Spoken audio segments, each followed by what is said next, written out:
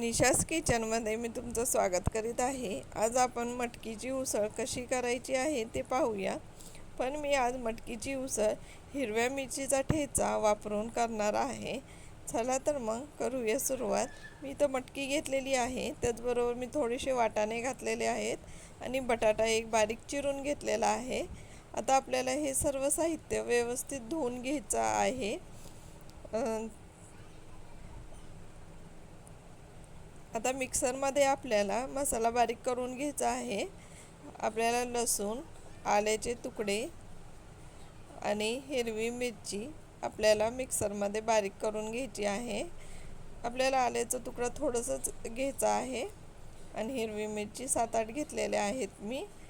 आणि कोथिंबीर घालूया आणि ह्याचं वाटण करून घेऊया। आपल्याला वाटण करताना पाण्याचा वापर नाही करायचा आहे। इथं मी घेतलेला आहे टोमॅटो बारीक चिरून, कांदा, कढीपत्ता आणि कोथिंबीर। आपल्याला या प्रकारे हिरव्या मिरचीचं वाटण करून घ्यायचं आहे, तुम्ही पाहू शकता। आता कढईमध्ये मी 2 पळी तेल घालत आहे। आपल्याला उसळीला थोडंसं जास्त तेल वापरायचं आहे, म्हणजे उसळ छान होते। आता तेल गरम झालं की आपण जिरं मोहरीची फोडणी देऊया। जिरं 1 चमचा आणि मोहरी अर्धा चमचा मी घातलेली आहे।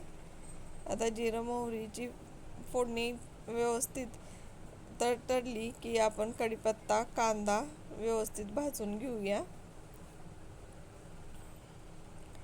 आता कांदा आपल्याला गुलाबी होईस्तोवर व्यवस्थित भाजून घ्यायचा आहे।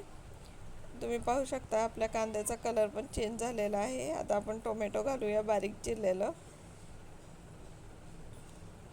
टोमॅटो पण आपल्याला व्यवस्थित परतून घ्यायचं आहे। आपलं टोमॅटो व्यवस्थित परतून झालं की आपण ह्याच्यामध्ये हिरव्या मिरचीचं वाटण केलं आहे ते घालूया। तुम्ही नक्की हिरव्या मिरचीचं वाटण करून मटकीची भाजी करा, तुम्हाला नक्की आवडेल। खूपच छान लागते ही भाजी, म्हणजे उसळ। आता आपलं हिरवी मिरची, टोमॅटो, कांदा व्यवस्थित परतून झालेला आहे। आता आपण ह्याच्यामध्ये थोडीशी हळद टाकूया, चिमूटभर। आपल्याला ह्याच्यामध्ये लाल तिखटाचा वापर नाही करायचा आहे। आणि मटकी घालूया आणि चवीनुसार मीठ घालूया। व्यवस्थित परतून घ्यायची आहे आपल्याला मटकी। या प्रकारे तुम्ही नक्की उसळ करा, तुम्हाला नक्की आवडेल, खूप छान लागते। आता आपण चवीनुसार मीठ घालूया आणि परत एकदा परतून घेऊया।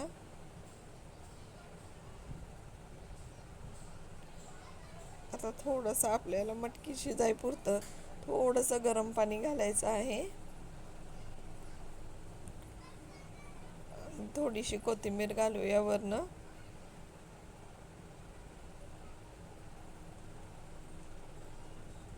आणि झाकण ठेवून आपल्याला ही मटकी कमीत कमी 10 ते 15 मिनटं आपण व्यवस्थित ह्याला शिजून देऊया। 10 ते 15 मिनिटांनी आपण पाहूया। तुम्ही पाहू शकता आपली मटकी शिजून झालेली आहे आणि किती छान दिसत पण आहे आणि व्यवस्थित झालेली आहे।